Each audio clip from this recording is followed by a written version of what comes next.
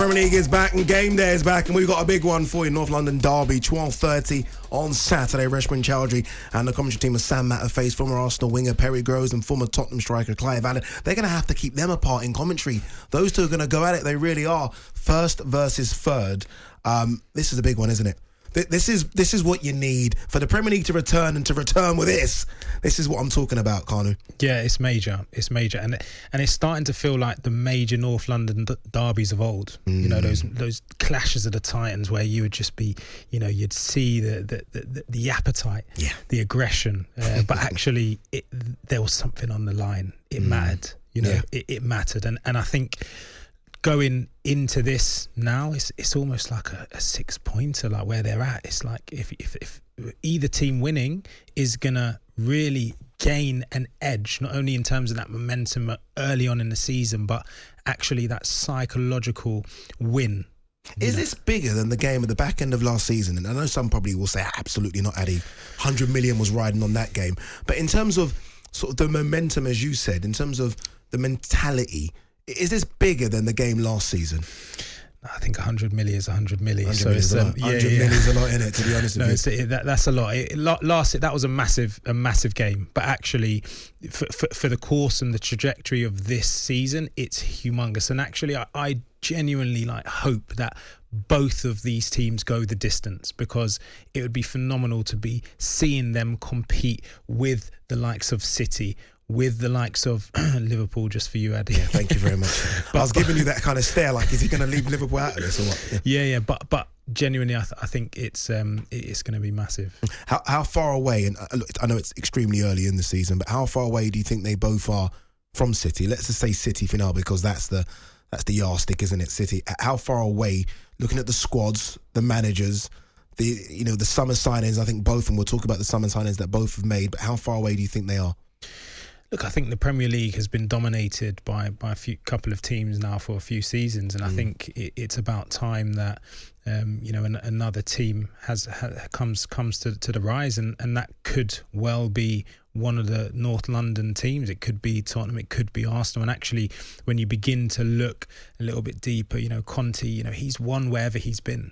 He's a winner. Yeah. He is a winner. So he's not there to be winner. He's not there to be taking part, to be building teams and squads which just compete. Like, he's there to win.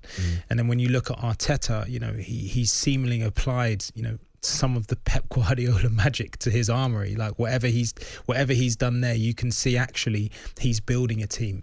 And the exciting thing, I think, for Arsenal fans is that he's really doing it from the ground up. Like, he's trying to give the younger players the opportunity. Look who's captain, look who the key players are in the team. Like, they're not majorly experienced players, but actually you can see that they're going to be key players for Arsenal over the next few years. So it's still early in the season, though. Yeah. One of those key players for Arsenal, I guess, is Gabriel Jesus, who's coming from City, and already we can see sort of the elevation, can't you? And this is, no disrespect to, Lacazette that was there and Nketiah that will come off the bench and give them good minutes, but this is a complete different elevation.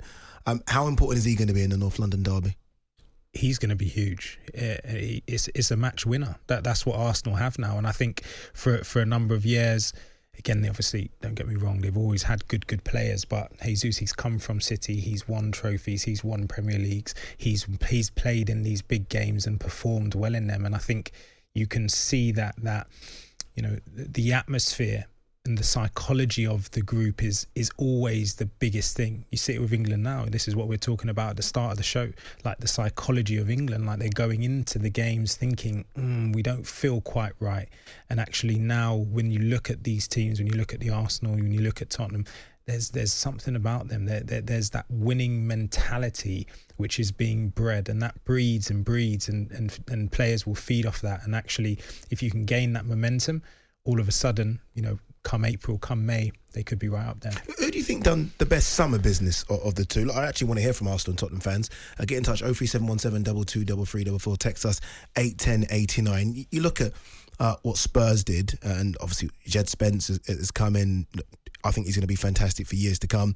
Basuma's come in, hasn't really got the playing time I thought he would. Richarlison's the one though, isn't he? He's come in and, you know, he's going to get stuck in. He's going to love these type of North London derbies as well. You look at what Arsenal did in Zinchenko and Jesus, they're the big one. Saliba coming off loan and finally getting his starting place that I think he deserves.